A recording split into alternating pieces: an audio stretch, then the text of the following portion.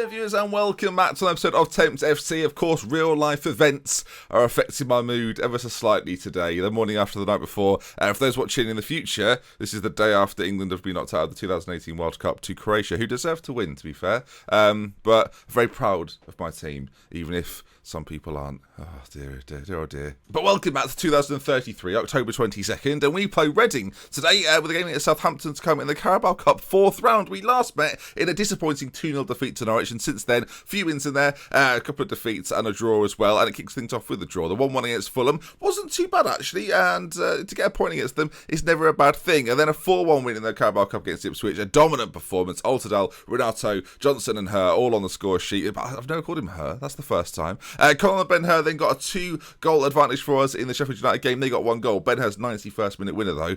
A lovely time to score. I love a late goal of what manager. I absolutely love it. We then followed that up with another 2-1 win over Wolves. Renato and Ben-Hur again on the score sheet, and those two combining nicely. Although in recent games, the last 4 matches, not so much. A 3-0 defeat to top of the table Newcastle, a 1-0 win over Sheffield Wednesday, a 2-0 defeat to mid-table Wigan. Actually, very disappointing not to score in that. I'll do slightly better. And then more recently, a 1-0 win over Brighton. Joe Holmes getting the only goal from a corner kick. So you can see there then, folks, we are in second position. And the thing I find most hilarious about it is we have a goal difference of +1. We still concede loads. But if you won't buy a proper left back, Ben, this probably will happen, mate. So second in the league table, things are looking okay for us. We're playing Reading today. Reading currently sits in, where have they gone? 22nd. So a game that on paper we should win. When I decided to do this game, they're a little bit further up than that, but they've dropped a little bit off and are now in the relegation zone. So they've got to win. Well, I mean, it's quite interesting. We're just inside the automatics. They're just inside the relegation zone. And so far, the season has gone really well for us. Ben-Hur, as I mentioned, and Renato doing well. But for the first time in a long time, we don't have a player scoring massive amounts of goals. If you look at the goal charts here, you will see what I mean. There is not a single Thames player in the top 20. So that is the first time I've been able to say that for a long time. Whereas ordinarily we've had an Altidal, a Tom George, a Pat Rogers up there. This season, not the case. In terms of goals scored, Renato has 8 so far in all competitions, and Ben-Hur has 6. Altidal not too far behind with 5. And so the team are scoring goals as a group, but not scoring massive amounts though. If you look again at the fixtures, you can see there's only one time we've scored over 3 goals in a league game, and that was the game against Bolton early in the season. We've had a couple of 3s in cup games, but in the league, against Cardiff as well, where we drew 3-3, but not too many times, whereas in previous seasons that's happened a lot more regularly, usually like 3-2s or 4-3s, that sort of thing. And excitingly for me, we're very close, apart from Colin Harvey, who's going to miss out on the first game today. We're pretty much at full strength, and interestingly, despite being back to full strength, Robbie Edmonds still coming back from his big injury, a broken ankle you might remember, so Doug Dale keeps his spot in the centre-back positions. I've changed around the goalkeepers an awful lot this season, and for right now, we're going with Sam Reid over Lazaro. I just think he's the more solid option. Lazaro is still improving a little bit, but he's not quite there yet, for whatever reason. Maybe because he's 18, maybe he's just a little bit younger. Next season, I think, might be a season, but this year, we're sticking with Sam Reid. He's doing a good job. Kane Morris, Holmes, Dugdale, Vodkins at the back then, and then Vokins, get it right, Ben. I've got a left back, I don't even know his name. Pat Street plays in the left of the midfield 3, with Ash White in the centre, and Conlon on that right-hand side, the experienced Englishman. Johnson to play just behind Renato, Welter, Wink, and Ben-Hur, of course, will be up top for us today. I want his finishing to improve to sort of 15, and then I'll be in love with him. Maybe his acceleration and pace to go up a little bit, maybe his strength, still 18 though, loads of time to develop, and hopefully this value of his shoots up as well. He's got 3 years on his contract, so plenty of time to play with him. So first game, Reading, they should be beaten by us. Let's find out how that goes. And then Southampton coming up in just a moment with Carabao Cup quarter-final? Maybe quarter-final on the line, maybe not. Passionate you say then, we owe Reading after last time. I'm fresh in the minds, I'm sure. I say this every single time. I don't remember. At the point at which I do remember, I'll be thinking, yes, we do owe them after last time. Right then, one goal difference. 1 and 19 goals scored. Really? I mean, the joys are we could bring Altidal on. Ben-Hur, I think he's shy. I think that's what it is. What sort of injury is it to Ben-Hur? Foot injury. That's not going to be good, is it? Altidal comes on, and we are minutes in, and we've already lost our key star striker, and I've had to make a switch. Now, hopefully the Thames boys in the blue and white can still get the business done. Hopefully it's not too much of a problem at all. As Johnson finds Conlon, it's sort of floating around. It falls to Altidal, who bangs it in, and it's 1-0 Thames, looking good. And when you bring on Altidal, still gets the goals, doesn't he? Still an absolute beast. Quite nicely worked from Thames. I think we might get a bit fortunate at one stage here, with that slide tackle and then a bit of a deflection, but we work into the box quite neatly. Altidal there to apply the finish. Lovely ideal job. Away from home as well against Reading, so we've got to be, if we can keep this lead now, that'd be lovely. I think we'll go on points with Newcastle, level on points with them. I don't know if we've got a game in hand or not compared to them. But we now have to try and... Now, as I say, we've not scored loads of goals, so if we could try and keep this lead and extend it even more, that'd be better. But as the ball goes forward... Oh, it goes close for Reading, but not on target. We will have more of the ball. It's whether we take our chances. That's been a big thing this season. We've not taken them all too often. Admittedly, we're having a very good season, but it's not... It's a very close, tight season at the top this year. There's no one running away with it, really. The top sort of 7 or 8 are pretty close together, actually. You could probably go down as far as maybe 10th to say they're all relatively close together. So let's say like us and Newcastle are top of the table right now. Both have lost 4 games, which is quite rare at this early stage in the season. But I genuinely think for Thames to have a chance this year, it has to be that kind of competitive nature. As I say at the post, we clear it. A little bit fortunate there, but if it's that competitive, it's that close together, then we've always got a chance. I think the problem we're actually going to have when it comes to getting promoted, if 2 teams run away with it, or sort of even 6 teams run away with it, then it's very hard to catch that. Whether if we're part of the conversation constantly, teams taking points off each other, that's an advantage for us, a big advantage. I've also played around a little bit with corners and free kicks and stuff like that. I might do an extra video, an extra episode later next week to talk about that. Basically, what I found was we were keeping far too many players back for set pieces when we could definitely afford to commit more. I'm almost prepared to take the risk as well, because I don't know if you've noticed, we don't really score from free kicks and corners, so I figure we might as well change it around a bit. Basically, to describe it very simply, we've committed more men forward and stuck people on the edge of the box and things like this, created ourselves more options if the ball is cleared immediately. All right, there's another chance, another highlight at least. We've been having a bit of a chat there, as we're in 55 minutes right now, or the 55th minute is the correct way of using English. As the ball's put into the area, it's knocked towards goal, and, well, I think it was saved. It's just gone over regardless. Now I think it's just gone over on its own accord, as Ash White in the centre is struggling a little bit for fitness, and with 25 or so minutes to go, Dennis, my main man, is going to come on and sit in that role and hopefully do a fine job too. None of our team are playing that well right now, which is a bit of a concern. I mean, you'd think against a side like Reading, who have struggled so far this season, we would certainly have an advantage coming into the game as it's played forward, and we've got it back actually. Renato's on it now, playing that false 9 role. He really is adopting well to that. I didn't know how he would do, but so far so good as Pat Street finds Vokins towards Colton. Condon even. Colton. I see the C and the O. Memories. Renato loses out there though in a forward area, and now Aid Sparks goes forward. If he'd have pulled it across goal there, I dare say Reading were in. Now, we're on the counter-attack. It's a free kick. Pat Street. I'm talking about the fact we don't score from free kicks and corners. I mean, that doesn't really count. But a direct free kick from Pat Street, you don't see them all too often on Football Manager. Especially, like, back in the day, I remember I used to score loads of free kicks. Gylfi Sigurdsson was in a save of mine years and years ago. He would bang them in for fun. We've not seen that so much this year. And there we go. Or in the last couple of years. I mean, with 10 minutes to go, I think we should probably make another change. Tyler Davis is going to come on for Renato and play sort of as his advanced forwards. Yeah, Renato does a decent game, but with a 2-0 advantage now, let's hold that down. The Ben-Hur injury all of a sudden becomes my priority. I am seriously worried about the extent of that, as this game might not be over just yet, as if Reading can carve out a chance for themselves. They could get it back in this as we do clear it away.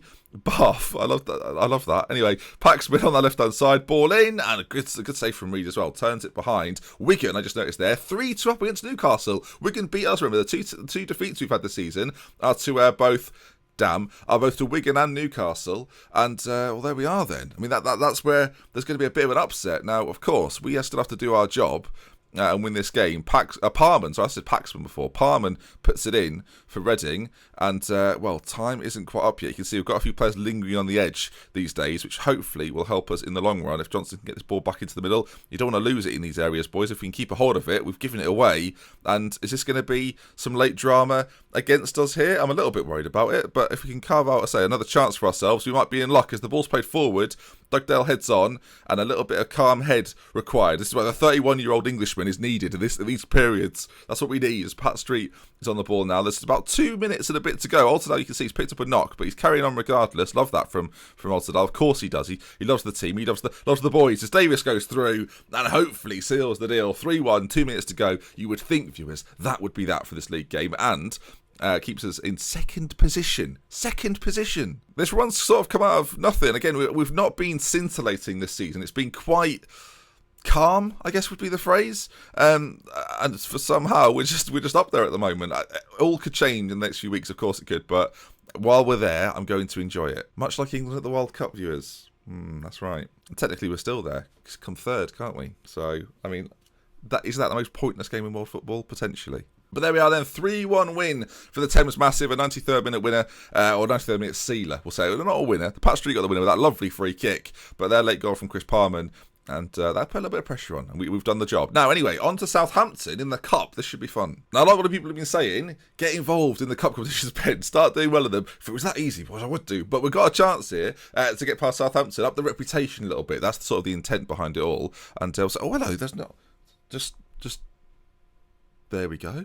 Better. Sorry about that, everyone. Has it been popping like right now? I think it would have been fine, but just realised there. Ben-Hur then 3 to 6 weeks for the twisted ankle, or 3 to 4 weeks actually if we send him to the physio. So not the worst thing ever. We'll be back before the busy Christmas period. The concerning news though is that Altidal bruised head, 4 to 8 days, injured after jumping. Okay. I get linked to jobs constantly. The board love that I turn down pretty much every job. And Pat Street is I mean, Manchester United are going to be delighted with me because I think he's actually coming along quite nicely. 19 years of age, a full season, gets that passing up a little bit, tackling, maybe his work rate. All of a sudden, you got a bit of a player on your hands. Maybe not good enough for United, and kind of hope that he doesn't go there and comes to me forever. Alright, so 4th round. So this is for a place in the quarterfinals.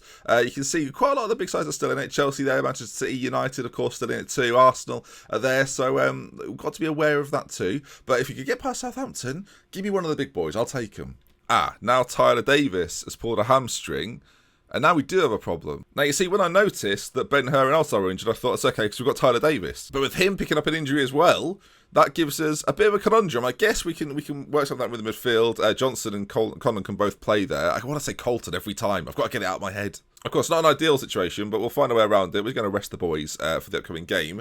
But yeah, I guess we're going to have to play someone out of position, which I don't love against Southampton. And actually, with the extent of these injuries, they will affect us a little bit in the league. I mean, 3 or 4 weeks we're going to be without 2 strikers. When you've only got 4 strikers, that's a bit of a problem. So that's quite interesting. Ben-Hur is injured there, but he's got conditioning and sharpness of 91% and 90%. Seems fine to me. I'll play him on that. Right, a little bit of a switch around in the middle to be done then. Barry McDonnell, I think, is going to come in for Conlon, and then what we're going to do is play Conlon up top alongside Walter Wing. I don't know how he'll fare as an advance forward, if we're being honest. Not fantastically.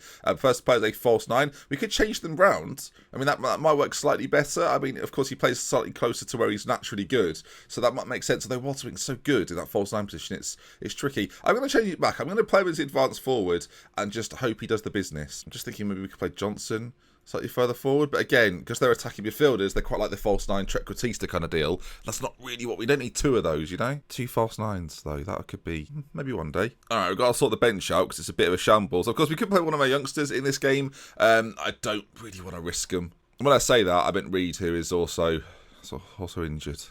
Ken Salami thought this was his chance. No, Ken. Right, they're playing Southampton, Premier League side, never beaten them. Lost, I think we played them twice. It may be in a league season, last season or the season before, and we've lost every single time. So, great. Now, the question is, are they playing a full-strength side? Now, that's David Young. He's not too bad. 20 years of age, he is indeed young. When he's old, that's not going to make sense. And John Grimes up front, again, looks decent. We've got him scouted, actually. I don't know if that's just for this game or if we had it previously. Just looking through some of the rest of their players. They're not too bad. He's very quick. Apart from that, though, he's just quick. All right then, boys, we're on the counter-attack away from home. This is going to be tough. Southampton, though, have lost 4 of their last 5 games. I expect us to pile on the misery. Oh, God. Okay, shouldn't have said that. Shouldn't have said that. Passionately say. There's a lot more to come from you. I've turned 2 of them round. All right, maybe I shouldn't have said that. Anyway, into the games we go. I focus away from league action for a little bit and a chance to get to the quarterfinals of the Carabao Cup. As, well, if that's what they're going to be doing today, Southampton are in trouble. Actually, how are they going on the Prem? We should probably just have a quick check for that. They are 14th. Currently. Okay, 14th. Certainly beatable.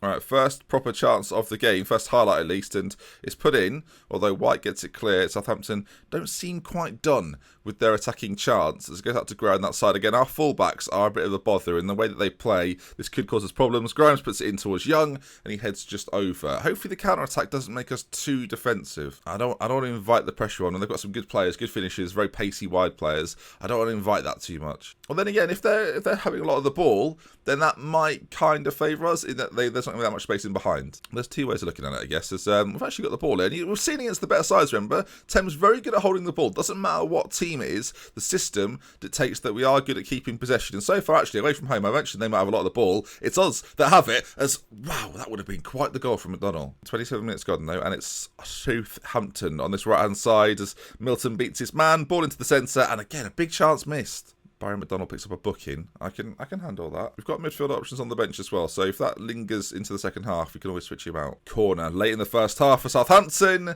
and Young prods home. There was not long to go. A dreadful time. You know, the old cliche, dreadful time to concede. It is really. If we could have got in at 0-0 at the break, then I would have given us maybe a bit of a chance. But with that goal, Southampton now in full control. And I'm actually going to make a little amendment to the team as we go out for the second half. It's a system I've played before, and our possession style actually suits this a little bit. What we're going to do, I'll change the view a little bit up to this one. I'm going to play Connon and Johnson both in behind Walter Wink, and we'll just see how that does. I need him to be pushed on a little more, though. That is part of the thing with this. And then a shadow striker to be deployed. And that isn't massively far away from what we played with Leicester. If anyone remembers that save. That save where I dressed as a fox. Remember that one? Yeah, good. Great series, Ben. Great dressing up. All right, good team talk. And we send them out for the second half then. 45 minutes. And so far, look, you look at the stats, we're the best of the game. But it's goals. That's what we need. More goals. Right, Southampton forward again, though. Grimes, he makes it into the area. Young's there. It's the post cleared. I think Reed might have got a touch as well, you know, as it remains 1-0. 7 long shots from Thames. That's not great. We don't really want to be doing that. We want to be working it into the box, maybe creating a good chance for Renato as Southampton. It's offside. Forget it. Connon on a 6.5. Didn't enjoy playing up front, it's fair to say.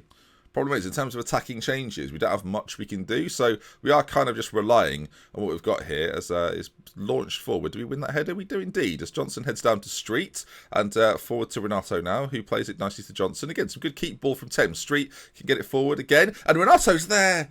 Oh, what a chance.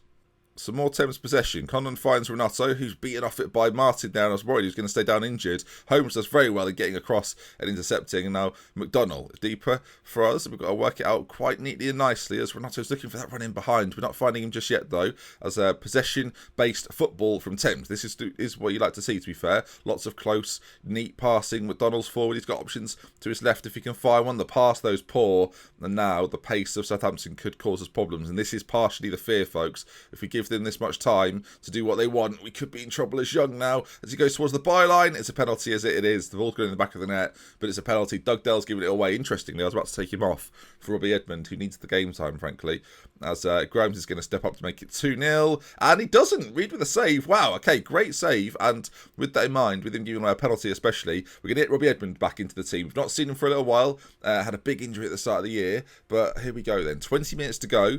Southampton corner and over the bar. Right, I think we come off counter here and we go attacking and we go for it. Renato is not having his best game, it's fair to say. We're going to change him into that false 9.